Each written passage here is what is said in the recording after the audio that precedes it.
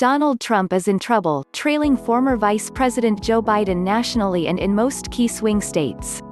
He's lost, for now, at least, older voters and white-educated women. The president appears to know his road to a second term is going to be winding and uphill. So he is, once again, following his instincts. And they always tell him one thing: fight. The latest Quinnipiac University poll put Mr. Biden, the presumptive Democratic presidential nominee, up nationally 50% to 39% over the incumbent. But national polls are only a starting point. Averages of polls in swing states compiled by RealClearPolitics give Mr. Biden in 7 of 10 expected battleground states. The former VP leads, on average, by 4.4 percentage points in those 7 states. But more instructive is to note the swings in those swing states. Voters who supported Mr. Trump in 2016 are swinging towards Mr. Biden in the states experts say will decide the election.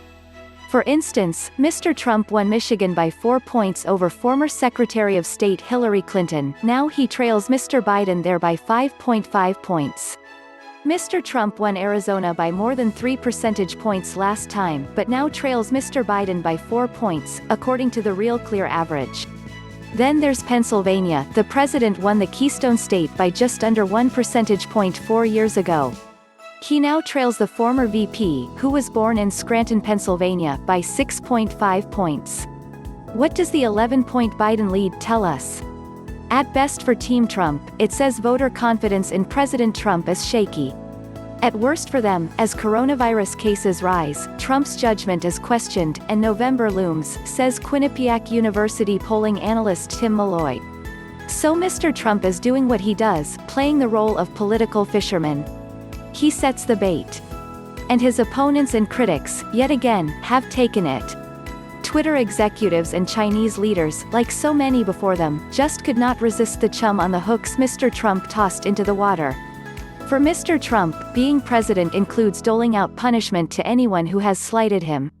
So he wants to regulate Twitter after it posted a fact-check link on some of his tweets, then deleted one very early on Friday morning.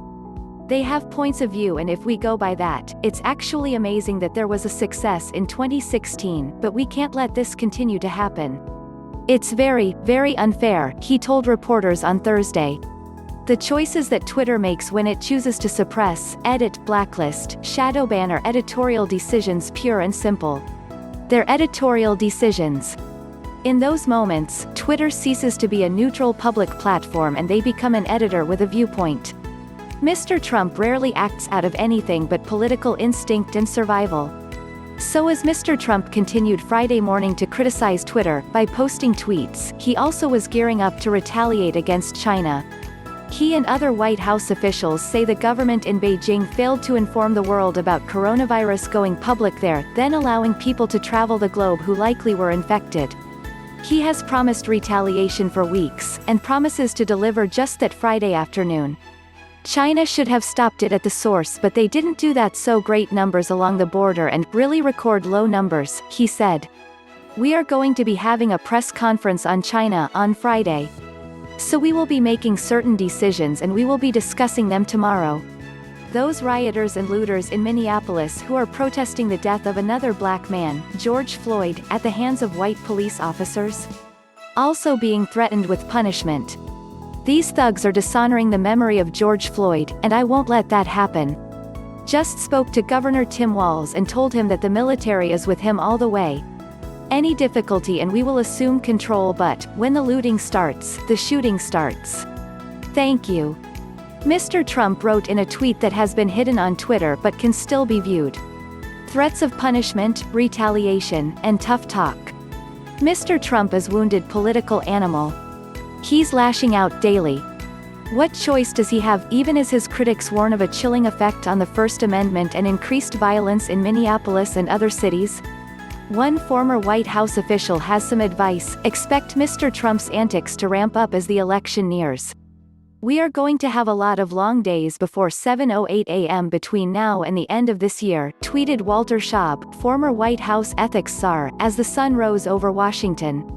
Things are going to get worse quickly, folks. From Yahoo!